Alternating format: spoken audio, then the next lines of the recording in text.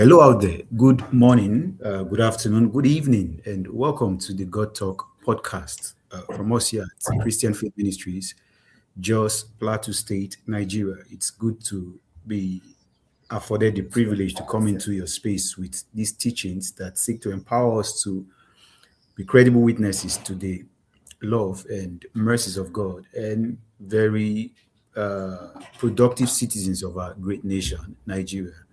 And this week, we are starting a new series, a new discussion that I've titled The Church and Social Justice. The Church and Social Justice. And today, we want to establish an introduction for these discussions. We want to be looking at why this conversation matters now. What conversation? Conversations around the church and social justice. Why is it important to have these conversations at this particular moment in time? Now, this conversation matters now because Nigeria is hurting now. Families are struggling under economic pressure. Communities are shaken by insecurity. Trust in public institutions is currently quite fragile. And in the midst of all this, the church remains one of the most influential voices in the nation. But you see, influence comes with responsibility. When injustice becomes normal and corruption feels systemic, silence becomes powerful. And when people are crying for help, the absence of moral clarity is deeply felt. This conversation is about asking whether our faith speaks to realities outside our church walls. If the gospel is truly good news, it must be good news not only for heaven, but for how we live, lead, govern, and treat others today. This is why this conversation cannot wait.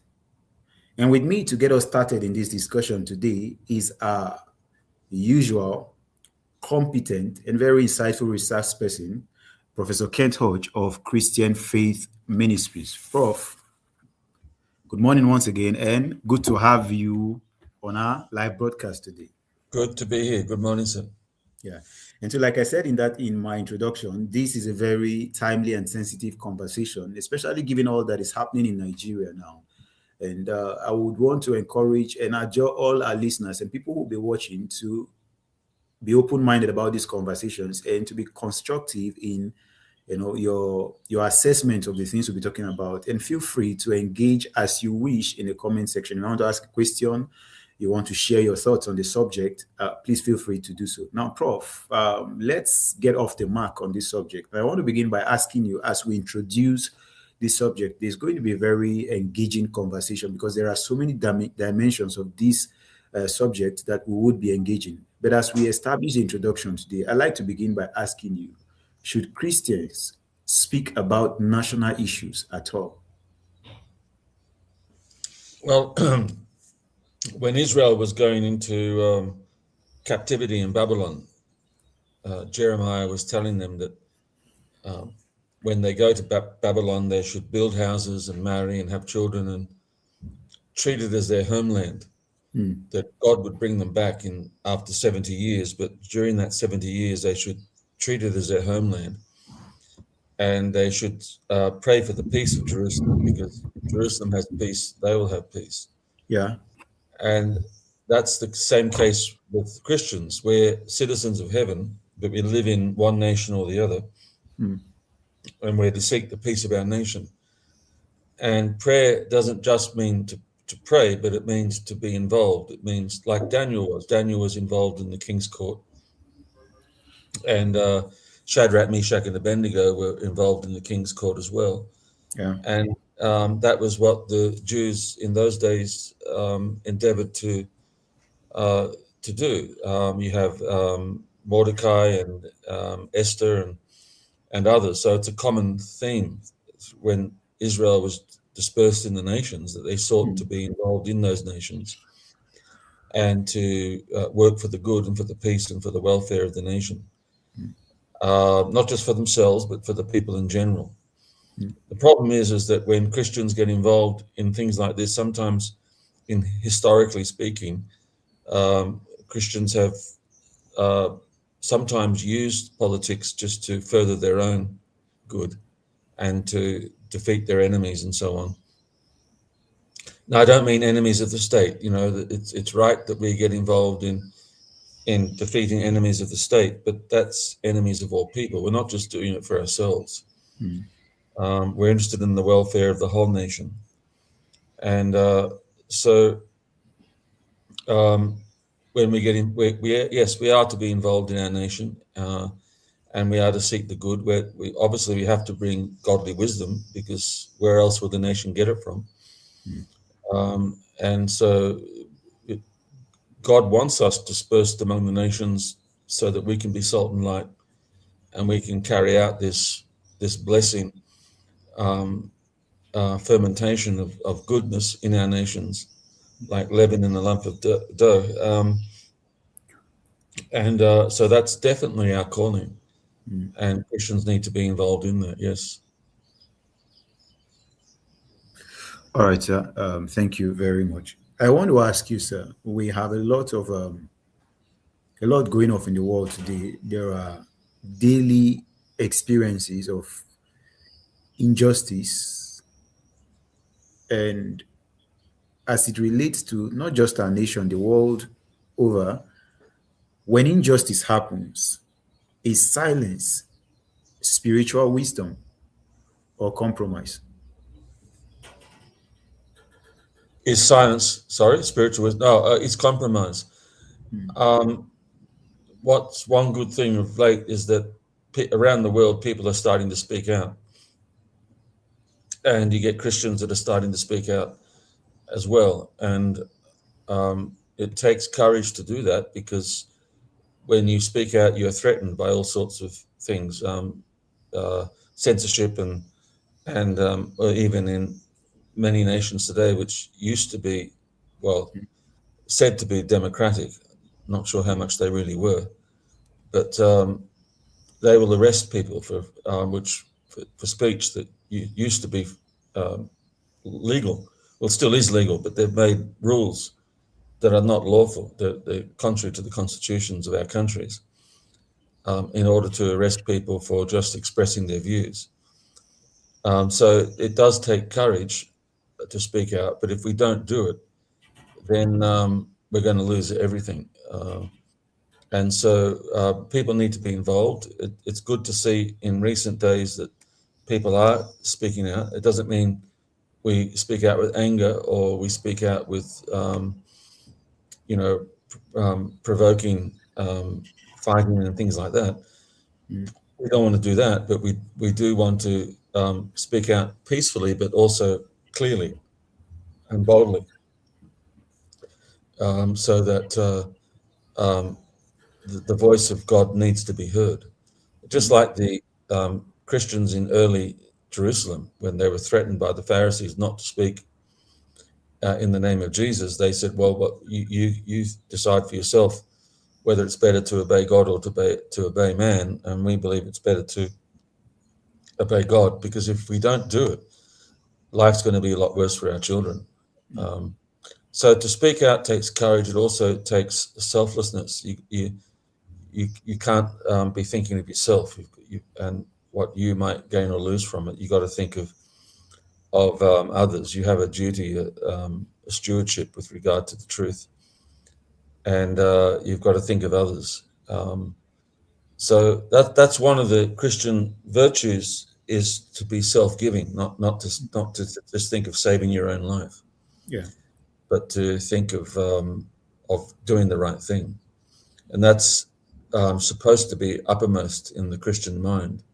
What is the right thing to do, rather than what is the conducive thing or the expedient thing to do. That's the whole contrast between Jesus and the leaders of Jerusalem in his day.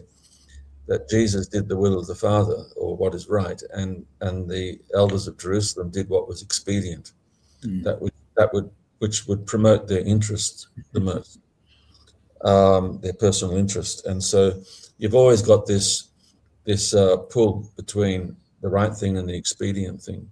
Yeah. And so what is may not be expedient for you personally may be right for the nation, may be right for your descendants. And so that's what we've got to think of. And not to speak out is compromise. And many times the reason we do that is to save ourselves. We might call it being spiritual. We might say, oh, we're being spiritual by not, getting involved, not speaking out, you know. And often you hear this phrase, you've got to choose which hill to die on. So, you're making an issue out of something that may not be important. Yeah. And why die on that hill when it's only a molehill, doesn't amount to anything. It's not really an issue. So if you're spiritual, you'd realize that, there's no point wasting your life for something that's unimportant just because you want to make a noise. And so the more mature people just are quiet.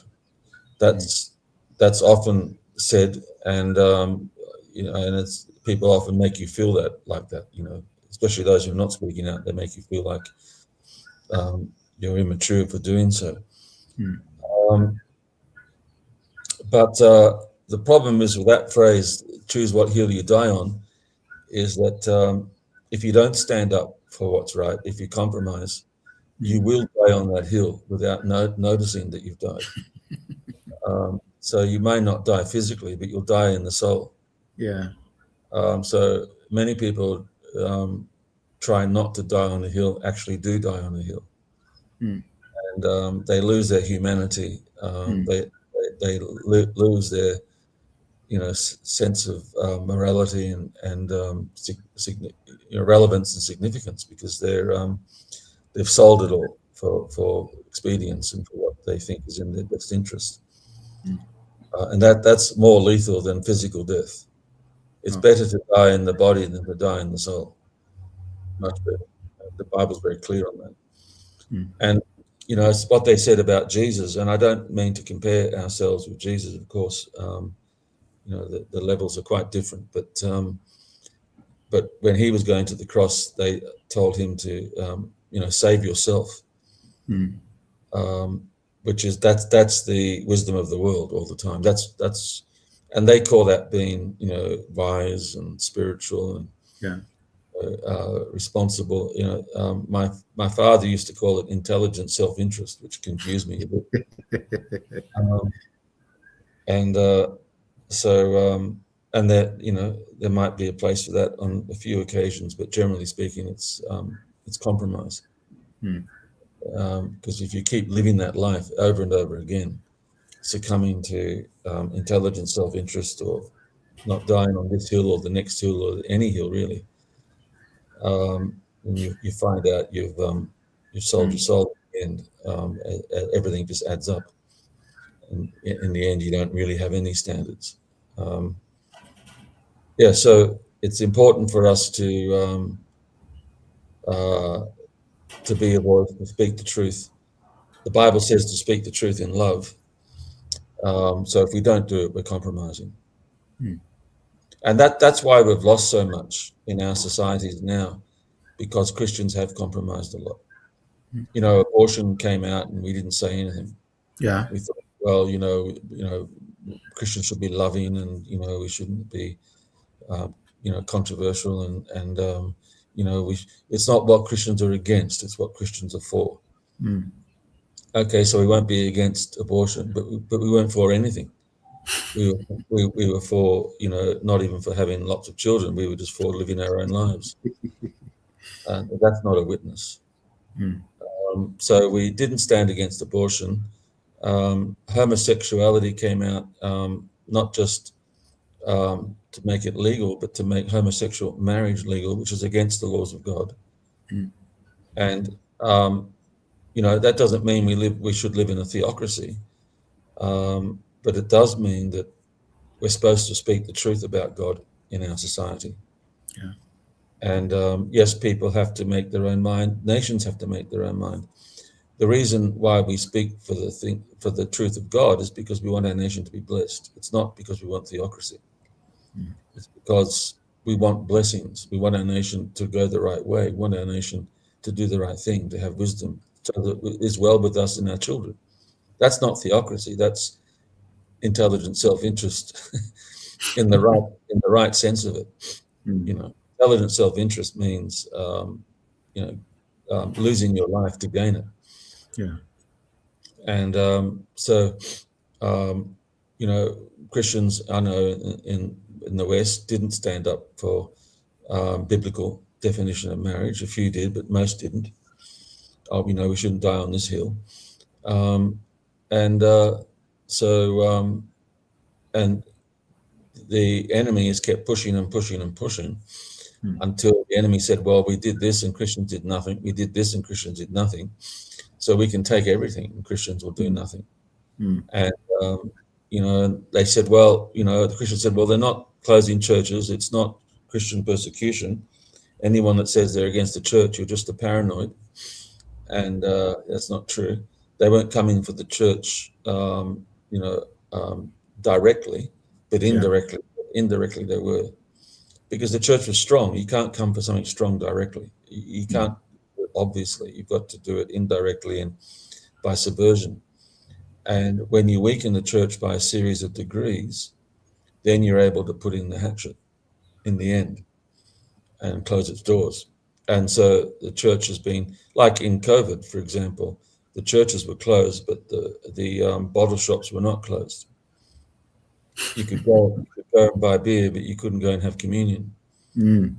Um, and you know, like they've done today in Australia, they've put censorship on the internet so people under 16 years old can't go on social media, but they haven't blocked pornography. They block pornography because they want children on pornography, because they don't want Christian morals in the country.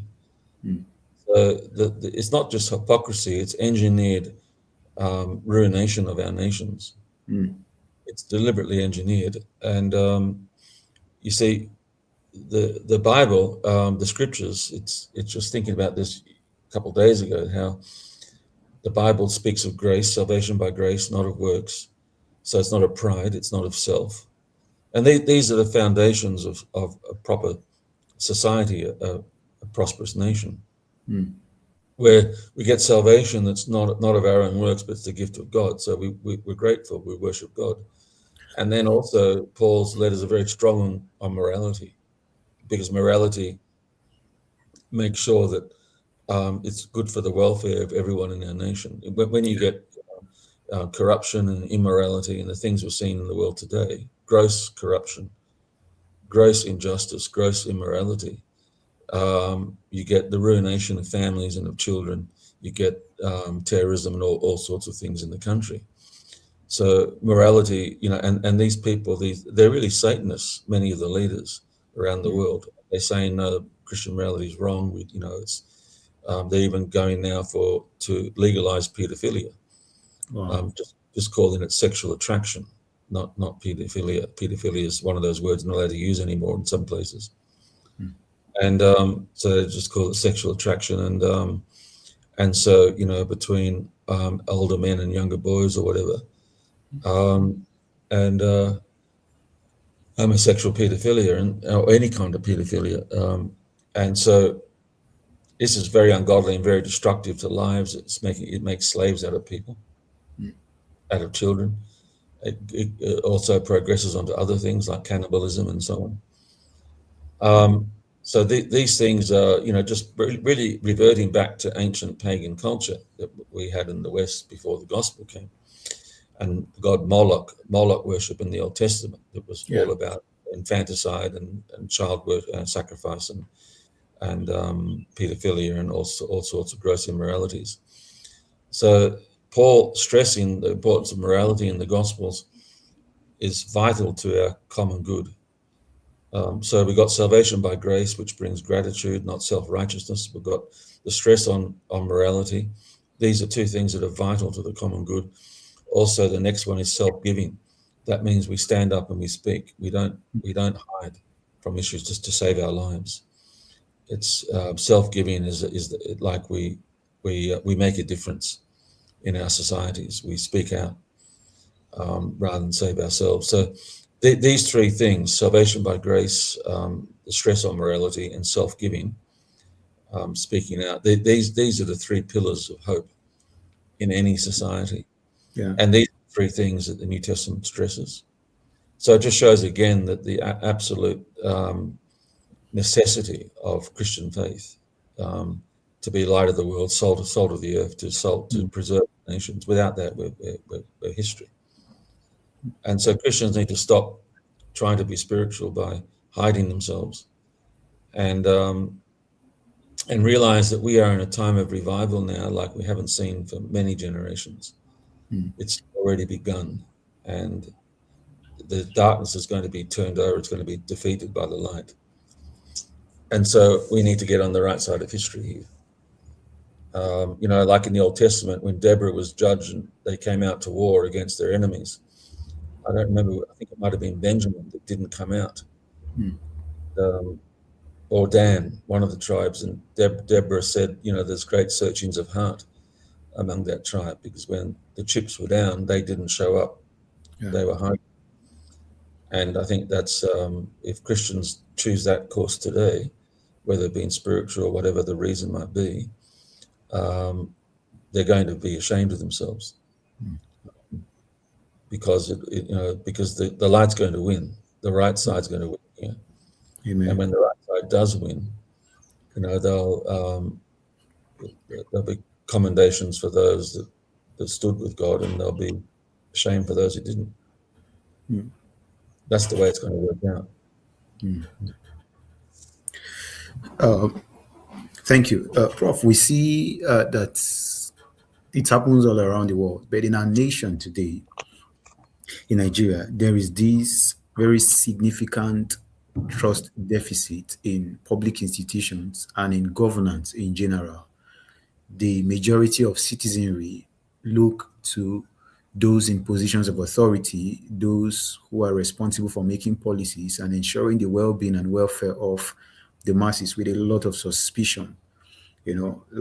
Take for instance, anti-graft agencies like the ICPC, the EFCC, Economic and Financial Crimes Commission.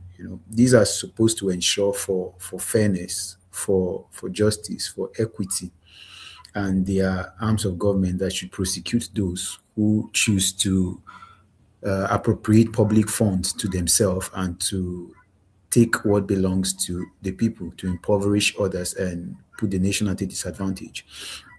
But what we've largely seen in recent times is that these agencies or these institutions are co-opted by whichever party is in power or those in power to kind of scapegoat and to witch hunt the opposition. We see a lot of that happening in Nigeria today.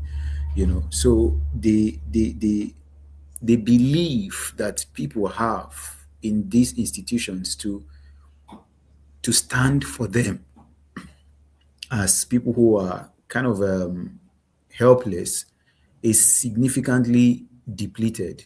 There's a very serious scale of despondency amongst the masses today and apathy towards governance generally. They have they don't have our interest at heart, so we don't care. So in a sense, there is this leadership gap. What government or those in governance were supposed to provide, because there is this deficit in trust and this apathy towards them, knowing that they care only about themselves. It's just people who are selfish, colluding with foreign interests to rape the nation and to promote their own interest. People don't care. And people begin to look elsewhere for leadership. Where do we get leadership? Where do we get direction from? Which voice speaks to these things happening? Who is going to hold them accountable? And this is one area where people expect that the church becomes vocal and the church becomes strong. If there's a failure in governance, if it is the system is in disrepair, the church as a voice and the conscience of the nation is supposed to address these issues and speak to these realities, calling for change, calling for correction, calling for restoration, asking that people in leadership put the welfare of the masses first, over their own interest. But then there has been these consistent discussions and argument in our nation that the church has become very cautious about addressing politics or political issues. And people are asking, why is it so? Is it because there is a fear of government backlash? And so I want to hear what your opinion is on this matter. Well, I think many times you get, churches just fall into this sort of category where we say, well, it's our job to preach the gospel. Hmm. So we just do that. We just John 3:16, and we leave everything else out. And we think, well, we'll just get as many people saved as we can, and leave the rest to God to sort out. And so some churches just take that position on things and stay away from anything that might be controversial at all, for various reasons. Um, but I think that what we need to have here is an education as to what the real problem is Hmm. in our society. So what you expressed about governance is true in most nations today. In Australia, it's the same. In UK, it's the same. In America, it's the same as in Nigeria. It doesn't really matter what party is in. They're virtually the same issue. And I think most people don't realize the problem here, what's causing this. And the basic issue is coming from London. And it might be difficult for people to understand this because they're not used to these kind of discussions, this kind of exposure. Yeah. And the UK used to, have quite a large dominion around the world in its empire before the Second World War. Hmm. And during that time, they set up bureaucracies in all of these nations, and they governed through these bureaucracies. And not just mainly by their army. Probably their army wasn't nearly strong enough, to manage such a large empire. But so they did it mainly through bureaucracies, which was, really how they managed the empire. And so after the war, they went into the Commonwealth nations instead. So they claimed to be giving independence, but then started establishing the Commonwealth of Nations. Oh. And in this Commonwealth of Nations, their bureaucracy continued. And so all of these nations, whether it's India, Africa, the Canada, Australia, New Zealand, even in America, is basically run by British bureaucracy. Hmm. And I say even America, which is true. And so the British set up bureaucracy in America through the CIA, the USAID that's Trump has dismantled recently, United Nations, Council for Foreign Relations. That's Council for Foreign Relations is a major think tank established in America by London, and they put in politicians. So if you're running for president in America, whether Republican or Democrat, you are put in there by the Council for Foreign Relations, by a British think tank. Hmm. And so these British think tanks are basically run out of the London Economic Centre, which is the banks and the oligarchs, the businesses in the City of London. Hmm. It's not really the British Parliament either. I think the British Parliament, to some extent, are themselves led by this British oligarchy. So I'm not saying this is the British people. It's this parasite system that's sort of made its headquarters in the City of London, which is banks and global. This is globalism, really. The global banks and the globalist oligarchs, Yeah. main financial interests. So they have their headquarters in London, and from there they infiltrate governments around the world, including British government, the royal Hmm. family, and they infiltrate that and they rule over these government institutions, which is really the definition of fascism. Hmm. Where you have governments that are ruled by private interests, by private corporations, and so these governments don't really have a choice. They're manipulated by this what we call corporatism Yeah. or the bureaucracy of the old British Empire that's still running. So in those days, hundreds of years ago, you had the British East India Company, Hmm. that was sort of running the slavery and you know the world trade. And how the British East India Company ran was they sourced products from around the world as cheaply as possible, and then they took those resources. So not products, they sourced resources from around the world as cheaply as possible, and they took those resources to other centres where they had industry at the cheapest labour possible. And then they took the products from the industry and sold them back into other nations. Oh. And it's called the system of free trade, and it's what they enforce on the world today. So they will take resources from Nigeria and from Africa at as cheap as possible that they can do it. So they can get resources from Nigeria cheaply if Nigeria is not developed. If Nigeria doesn't have strong infrastructure, then if Nigeria has instability, then they can price the resources at a far cheaper. Yeah. Then they take these resources to places like China where they have the industry, and China is not really running these industries. It's run by the London oligarchs. You know, the Chinese businessmen are really controlled by the London oligarchs. To a lesser extent now, China's tried to address this and try to take back control over its own economy, and which is why President Xi is not in the good books in London. President Putin's trying to do the same thing because London had control over the Russian oligarchs as well to rape the country of its resources. So Putin is trying to change that in recent years and take control back over Russia's economy. So this is what's going on, and so then they produce these goods in China at the cheapest possible labor, and then sell them back into places like Nigeria. Wow. You know, so we have to buy Chinese goods and back into America. So what they're doing is they have this world trade system whereby they get resources at the cheapest possible rates, and they do that by fostering insecurity, war, terrorism, like that. And then they produce those goods from the resources at the cheapest possible wages, and then they sell those goods around the world through their free trade market. That's really the system that we're under today.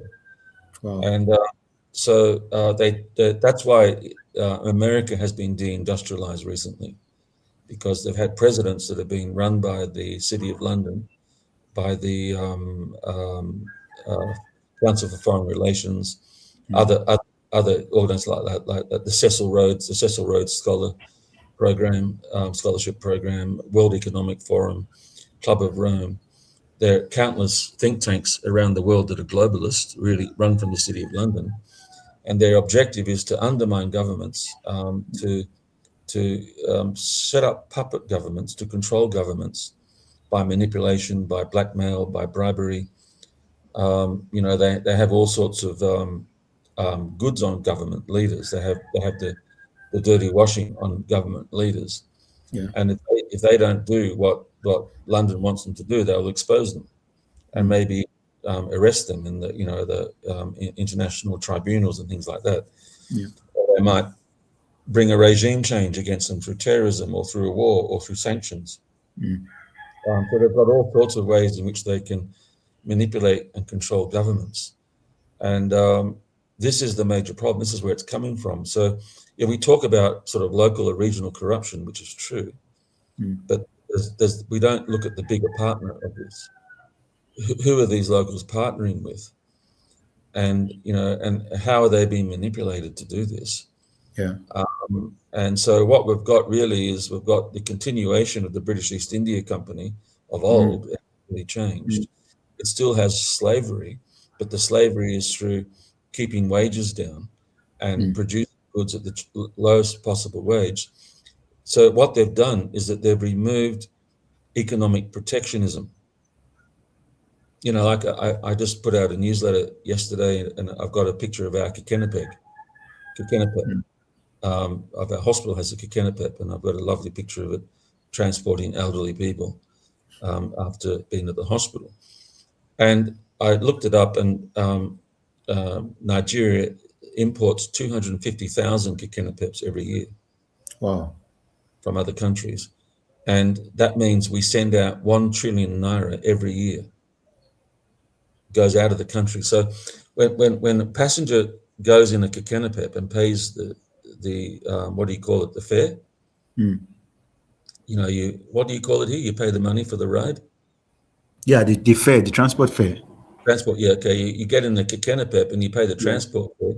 Part of that goes to the driver, part of it goes to the owner of the Kekenapep, and the rest of it goes to the nation where it was made. Wow. So all that money is being gathered up on the streets of Jos and being sent to India or China. Mm. Now, this is a major crime, and this is 1 trillion naira a year goes out of Nigeria just for Yeah. Kekenapep. That's money that's Mm. leaving our economy. Mm. It's Nigerian money that's been sucked out by a vacuum cleaner from our economy and going to other nations. Wow. And that's just for Kekenapep, not to mention motorbikes, not to mention all these Yeah. other products. Yeah. That's a crime of the century. Now, for those not to be made, we could make Kekanapeps easily in Nigeria. Mm. And then you've got all these jobs, you know, you've got industry, you've got that trillion naira, instead of going out, that trillion naira is circulating within the Nigerian economy, Yeah. which is producing more jobs and more productivity. And then you've got less terrorism because you've got more jobs. You've got youth are being employed, so they're not going to go into terrorism or drugs. You've got less drugs. So this whole thing is contributing to drug addiction, terrorism, because we have allowed the City of London to pull down our economic protections, Mm. so that our home industries are not developed. But instead, we buy our goods like Kekenapeps from their oligarchical companies in other countries, Yeah. India or China and so on. These main corporations are led by the City of London, even though they might be situated in India or China and so on. And you know, for the international stock markets and things like this, Mm. where the money circulates. And so they want it this way. They want Nigeria buying their products from these corporations. And so we need leaders that are going to say no to this. And Mm. the problem is, if they do, they're going to be threatened by the City Yeah. of London. They're going to be saying, well, you can't protect your country. You can't put up economic protections and start building industry. You know, economic protections say, okay, we're going to build Kekenapeps in this country, and you have to buy the ones we build. You can't buy them Yeah. from China. Yeah. You know, and so that's um, going to develop industry within our country, Mm. and then we're going to increase our wages, because if you employ more people, wages are going to go up because we're selling things. And you know, and there's a whole lot of ways in which you can do this. Yeah. The government can encourage development quite easily financially, through making money available, credit available for industry. The government Mm. can do that without the banks, without the global bank. They don't have to borrow from overseas, any foreign bank. The government can mint its own money Yeah. here and advance it to industry, not for welfare, but for production. And then the government gets that money back, because it's, you know, for the sale of goods, because it's used for productivity. So that's making Mm. income for the country. And that's non-inflationary. That minting money like that will not produce inflation, because it's productive money. Inflation only comes when you don't increase productivity. You just give Yeah. money for aid, and you've still got 2 yams in the market, but now you've got 300 naira chasing the yams instead of 100 naira. The price of yams goes. But if you have more yams in the market, then the price won't go up; it'll come down. Mm. So you can print money so long as you make sure you're getting more products to the market that are made Mm. in Nigeria, Mm. and prices will fall. So there's a basic economics, which is what we call economics in the national interest. Yeah. And that's why we've got a big Nigerian flag put up on our site here, because we want economics in Nigeria's national interest, Mm. and policy in, you know, party, when we have two parties in government here, making policies that are for the country's national interest and not for the interest of London. Yeah. This is the critical issue here. And I think so. If our politicians here, we can't just blame them for this. We can't just blame our politicians for this, because what they're facing, the risk they're facing, they face all sorts of risk if they go against London. But if our national population will become aware of this, and we become knowledgeable about this, and we stand with our politicians in making these decisions, we can support them. Yeah.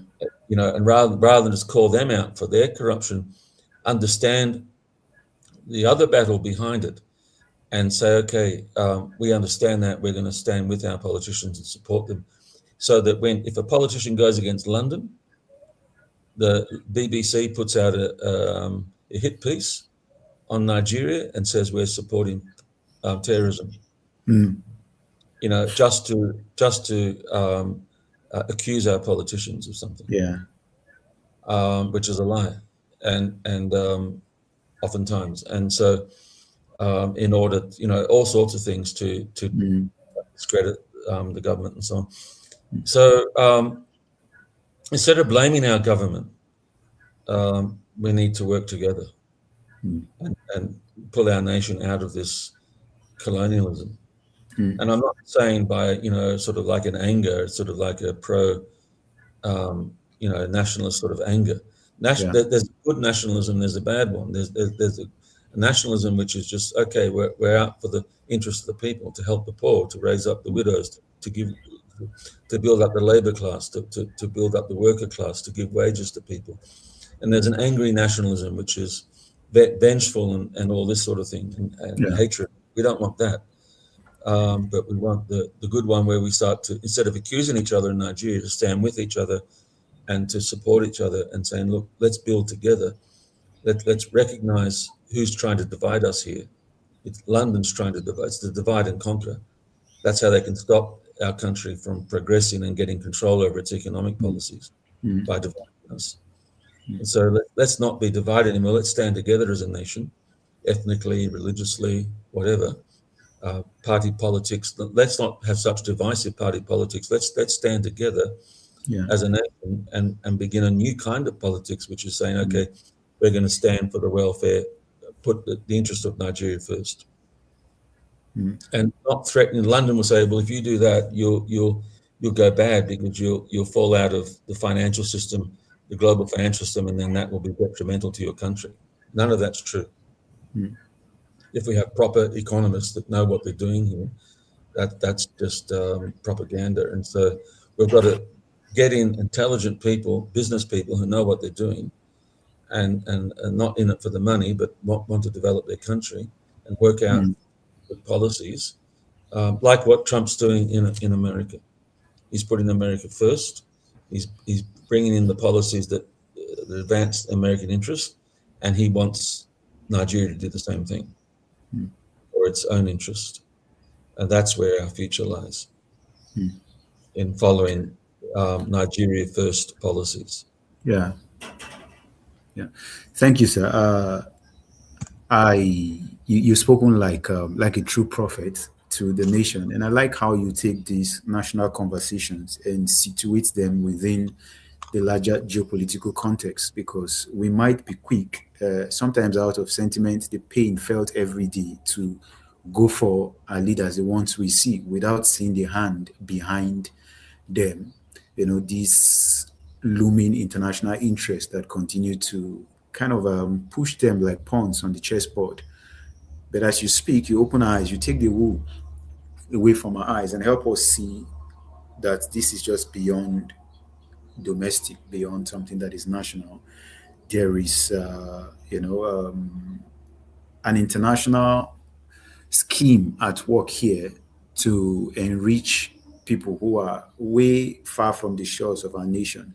And there is this call, if I hear you rightly, to Nigerians, not just to become disillusioned and start fighting politicians or become divided, but to actually encourage our politicians to stand for what builds the nation. And when there is a backlash, we identify with them.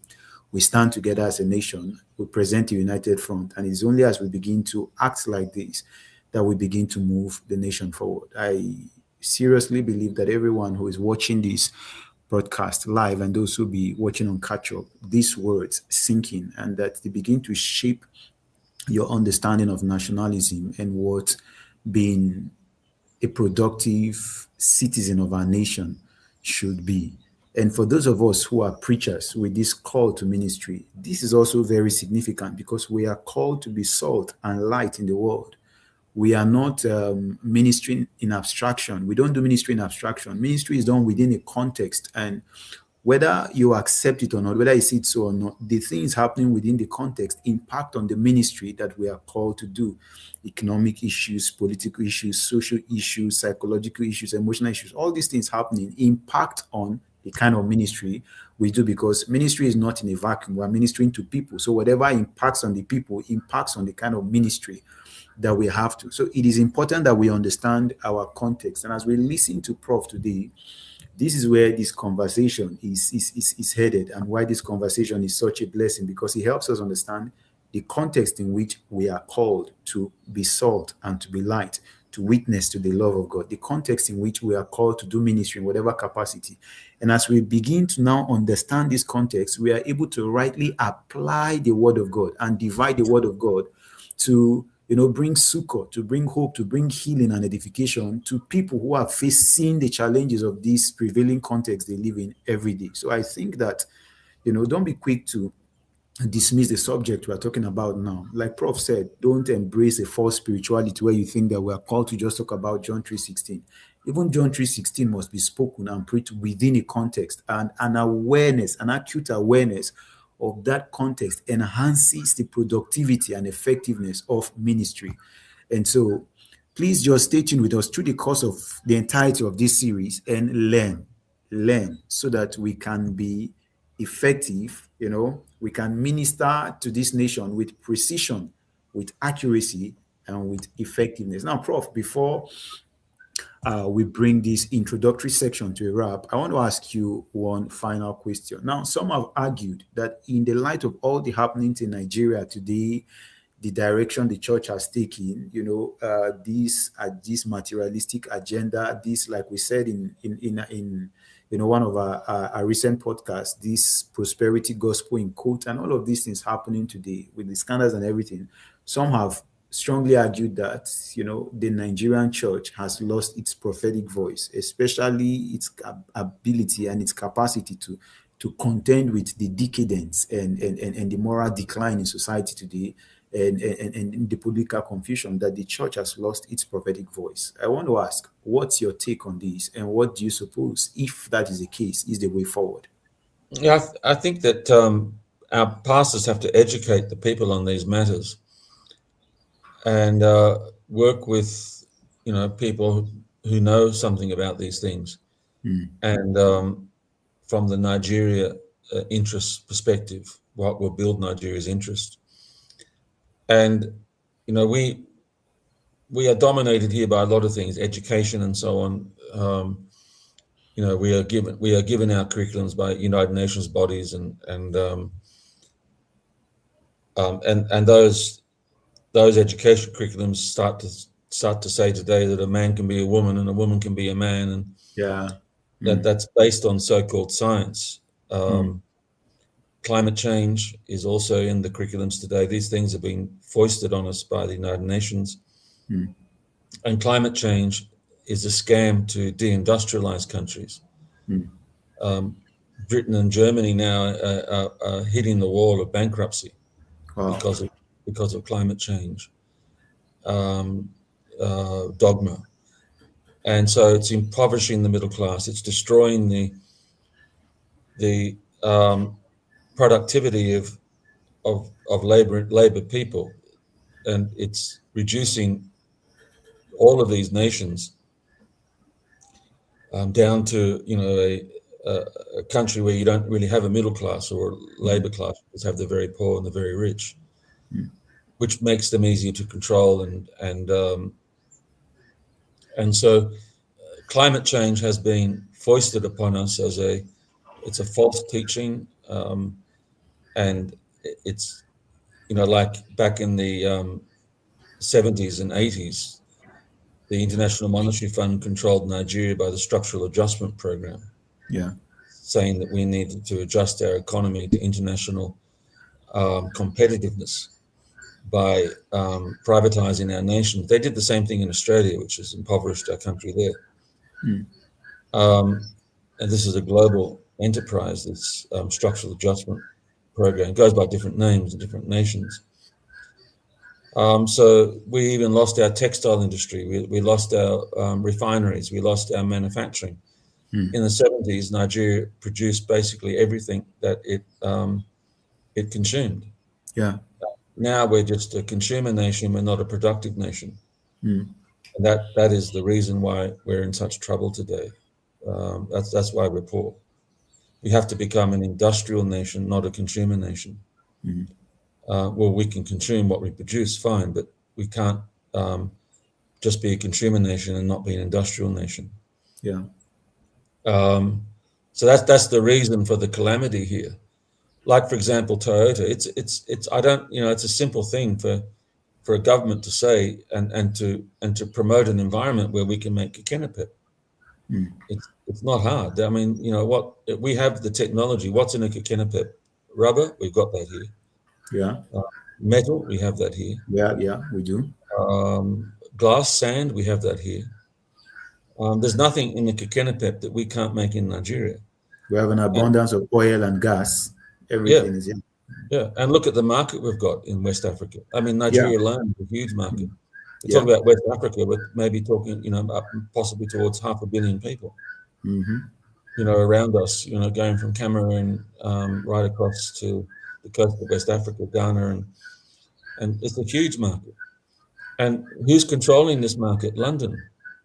Well, no, Africa should control it. West Africa should control the markets of West Africa, and we should be making kenopep. So governments need to be coming together instead of us in West Africa being used by London to prop up their interests, to divide ourselves as nations here and prop up the interest of London. We should say no. We stand together here as governments in West Africa for our interest, our local, regional interest, to become productive, to become industrial, and to renounce the education curriculum, if it comes from the United Nations, whether it's sexuality. We have. This is another thing Russia's done. It's put away the United Nations sexual dogma and teaching out of their education system. LGBTQ plus. Yeah. They've renounced that, and they're building Christian tradition in Russia, rebuilding Christian morality that I spoke about earlier on in this podcast as the foundation for our nation. You can't have a foundation, national success without that. You've got to have that morality. And so this immorality comes through the curriculum, education curriculum of the United Nations. Well, we've got to stop that. What else does the United Nations promote through its education system?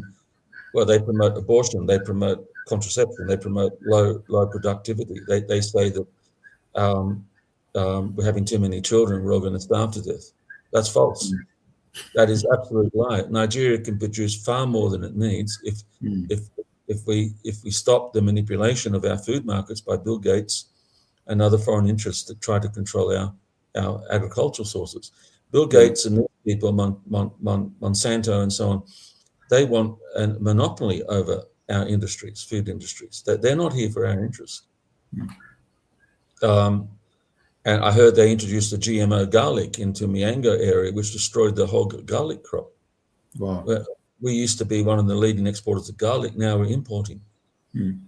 This is deliberate, and they're doing this all over the world today because Bill Gates doesn't want us to eat real meat.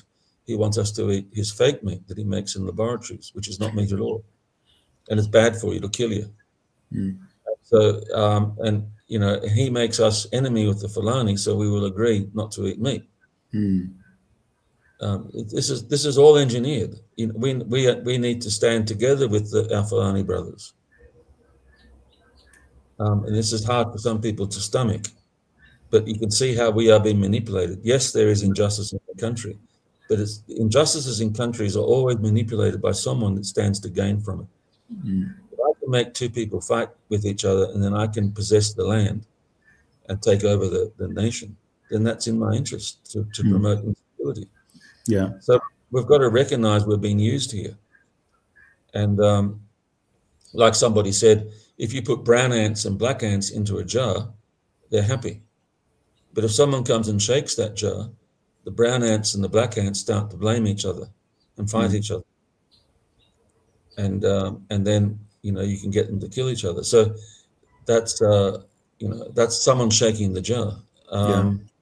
of Nigeria, and it's rather than us fighting each other, we've got to recognize that and to work together for the betterment of our country. Stand for one nation, Amen. and one nation that's stronger in togetherness. And so the United Nations are promoting false food, GMOs in agriculture. This is all the science that they put out, the so-called science, LGBTQ plus, lack of babies, depopulation, and Nigeria is blessed because we have a huge youth population. So when we grow old, we'll have lots of industry and economy and youth to look after us. You need to have a strong youth population. All these lies about overpopulation, it's manipulation of United Nations to deindustrialize, to control our country. If you look at Henry Kissinger's report, 1974 Kissinger report, it specifically says this. It was a secret report in those days when he was Secretary of State, but since then it's been publicized by law. And it says in there that Nigeria must be depopulated. Wow. And it says that the agriculture of Nigeria must be controlled. It specifically says that, and that Nigeria must be deindustrialized. It says that, so that the elite, the oligarchs of the world, that financial elite you were talking about, can gain control of the resources of this country. And so the United Nations is putting out all this dogma they call science and forcing it into our curriculums that enhance the control and the welfare of the oligarchs and that go against the actual interest of Nigeria. And climate change is one of the main ones today that is saying, well, you can't industrialize your country because it's you're going to produce climate, you're going to destroy the world, and so you've got to close down your industries. So what the government can do is deny these United Nations educational curriculums where they conflict with righteousness, with God, and with Nigeria's best interest. We can improve the environment not by denying industrialization, but by watering the Sahara Desert. There's enough water under that Sahara Desert to green the whole desert, to make forest and agriculture. It's quite easy to do. This is not a pipe dream. This is reality. It's true. Many governments have known this for many generations, but have been stopped by London from doing it. And so we can green the desert. Niger can green the desert. Libya was almost doing that and started to do it with Gaddafi. And this is very possible. There's huge amounts of water under that desert, as I said. All we need is one nuclear reactor and we can do it. Niger's got all the uranium, pumping uranium out to Europe, but not being denied a nuclear reactor of their own. This is gross injustice. And I'm not saying not this to get angry about it, but just we need to be educated about these things. Not get angry and start fighting. That's what London wants us to do, and they can say what terrible people we are. And punish us. Bring in an army or whatever they do, like they've done in other nations. And so, and they've used America's army to do that. But Trump is saying now, no, he will not allow America's army to be used to pull down nations anymore, like it has been under Bush and Obama and Clinton and those former leaders. Those days are finished now. It doesn't mean he's not going to have a strong army, but he's going to use it only for good things and not for destructive things. And he's going to honor national sovereignty, and he's going to build partnerships. You see, what Trump is doing with Nigeria now is what London was doing was extracting resources from Nigeria, extraction. What Trump is doing is business partnership. He wants to build a business partnership with Nigeria so that Nigeria grows economically and industrially and its infrastructure and its resource development. So the resources aren't extracted, but they are purchased for a fair purchase price. Nigeria becomes strong business and strong infrastructure, strong industrially, then it's able to leverage fairness in the market and obtain fair prices for its resources. That's what Henry Kissinger was wanting to stop. Nigeria becoming an equal partner in a fair business market. And Trump is pulling down Henry Kissinger's policies. He said so. I've heard him say this several times. And this is the central aspect of his presidency, pulling down this extraction policy of London and building up a fair business sector partnership with countries. That is the vision of the American Revolution when they overthrew London back in 1776. That's been the vision of America ever since, but London has infiltrated it and replaced American presidents with their own people that will favor their own empires' policies. So, it's quite easy for the Nigerian government to say, okay, we will produce a good environment here for production of kekene peps, motorbikes. We can do that easily. People like Innocent Motors, their car company, they all should be patronized by Nigerian people. Other car companies should start up. And we should say to Toyota, we're not selling, and all of our West African countries could join together, from Ghana to Cameroon, and say to Japan, we're not selling new Toyotas in this country anymore. We have to make them here, like Toyota used to. So tell Toyota, you've got to come and set up factories in this country. Yeah. And from producing countries in West Africa, producing cars in West Africa, you can sell those cars to West Africa. And Toyota still makes a profit, but Nigeria gets profit. Nigeria gets infrastructure development. Nigeria gets jobs. Nigeria gets its own resource development. Nigeria becomes a fair business partner in the whole process. So our resources aren't just extracted to Japan for production, but our resources are processed here in Nigeria for internal production and development. This is essential. And it's quite easy for a government to do that. But Trump has done that in America. He went to Japan and said, you can't sell cars to America anymore. You've got to make them in America.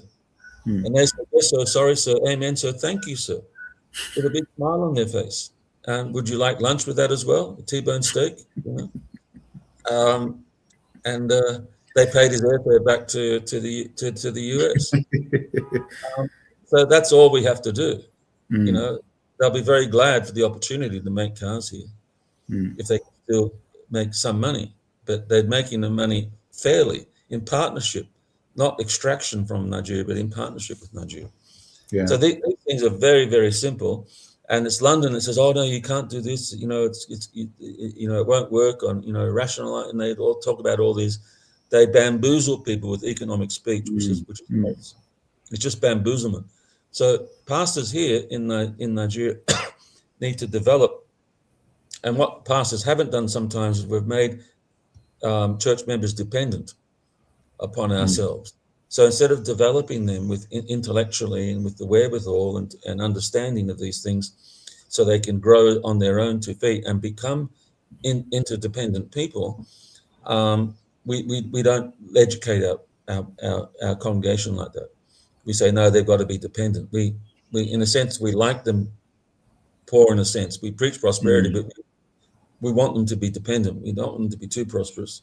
We want them to be dependent upon us and keep coming back and keep supporting the ministry. So that's been our sort of focus in ministry a lot today, rather than building the people into interdependency, equipping them with knowledge and understanding in economics so they can become fully fledged players in their own nation in every way. Knowledgeable about all these things, and so they're not dependent on any church. We're still dependent on God. We're still church people. We're still committed to church and so on, but we're not dependent upon a particular pastor or congregation or anything like that. Because we're now come of age. We're matured, and the purpose of the pastor is to mature people, is to bring them of age, not to babysit them, but to see their development into like parents do to a family. They grow up their children go out and they get jobs for themselves and they look after their own families. Well, that's what pastors are supposed to do to congregations. The same thing parents do to their children. If a child is still living at home at 50 years old with his father and mother, it's something's gone wrong. You know, and that's how some churches look like.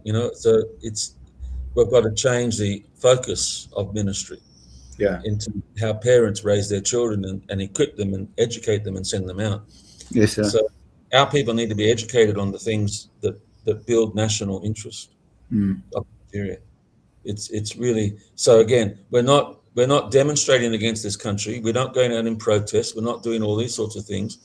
But we're becoming educated so we can work together, not be divided, but work together for the welfare of our nation, because we know what's important now. We've come to understand the truth.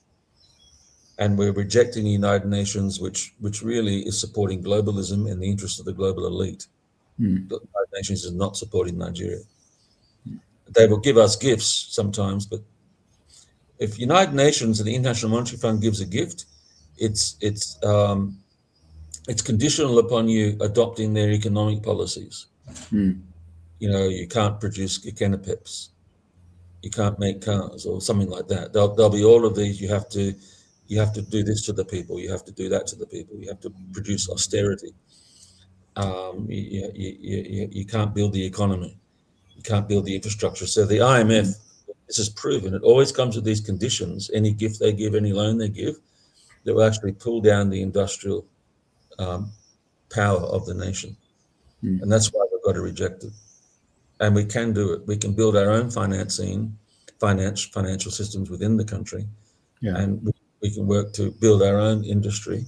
We can work together in West Africa to do that. We have all the resources. We don't need foreign banks to do that. We can make our own money.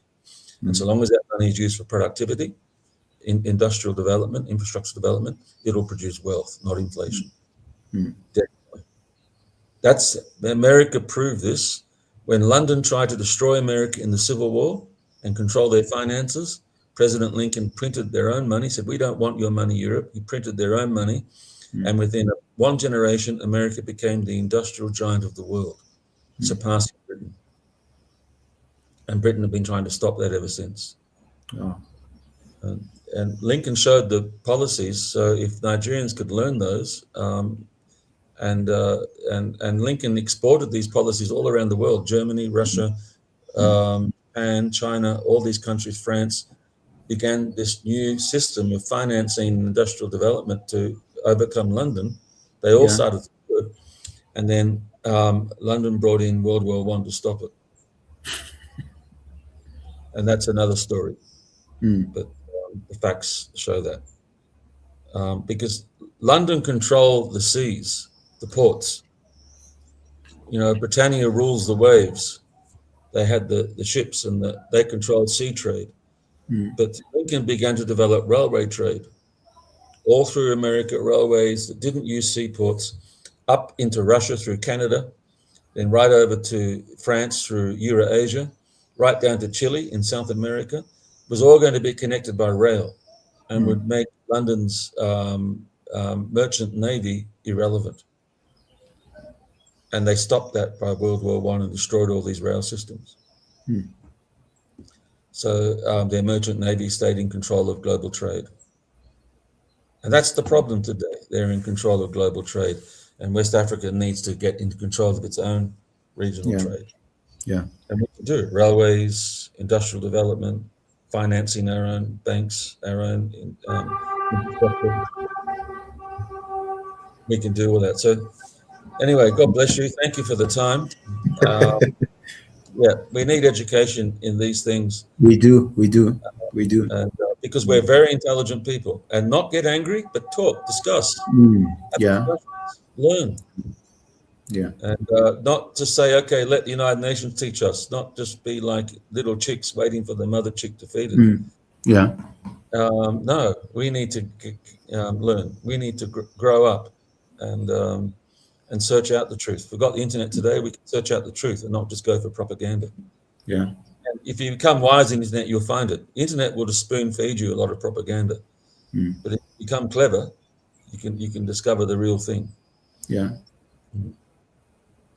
Oh, thank you, sir. I like the fact that you've interjected this educational element into your conversation here, the conversation we're having, because education should be well rounded, especially when we talk about education within the church. When people come, most people have to attend services on Sundays, Wednesdays, and Fridays, at least two, three times a week. And so every time we get to go to church to sit under a pastor, a teacher, somebody who instructs us in the way of God, from the word of God, we are being educated. And so this education should prepare people for life within the nation that they live and within the world generally.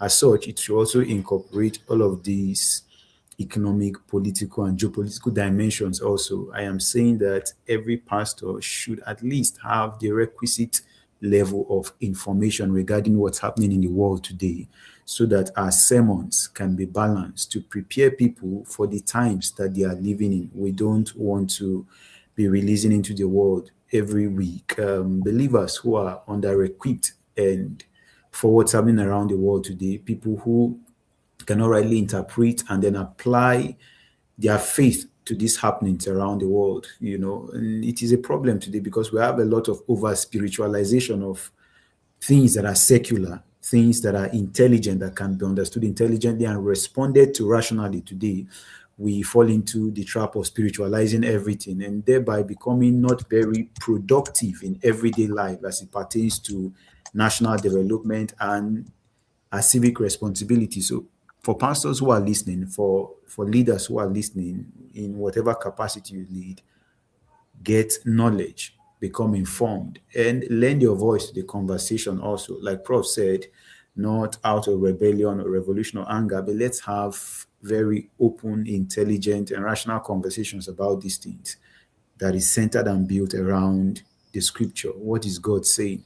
And this is what we'll be looking at as we now really delve into the meat of this conversation from our next, on the next episode of this conversation. So we want to look at the subject of, is social justice, does it have a biblical root? Does the Bible talk about social justice? And we're going to engage this concept from the Old Testament, looking through, the prophets in the Old Testament, through to the ministry of Jesus and the early church. So, like I said, it promises to be a very, very, educating and insightful conversation that will galvanize you and prepare you for ministry and for living the God life in this age and this time that we found ourselves. So please share this news with your friends, your loved ones. On Wednesday, we'll be meeting again to have these discussions. Get the people ready. 9:30 in the morning, we'll be here to talk about these things. So get people informed. Share this video if it's been a blessing to you. It's part of your responsibility. Also, if you've been educated and informed today, push it out so that more people can hear, more people can get that education, that information also, so that we can be competent witnesses of God in the times that we are living in. Thank you once again for being a part of our discussions today. I do pray that God blesses you, keeps your family, and helps you understand His will for your life and bestow upon you the grace to live out that will. Prof, thank you for taking the time to share with us today. You've been such a blessing today. We pray that God continues to increase you so that you can continue also to be a blessing to us. Thank you very much, sir. Thank you, sir. Yeah, I'll be seeing you on Wednesday, sir. Have yourself a Okay, great day. well done, sir. Yeah, Yeah, thank thank you, you, sir. sir.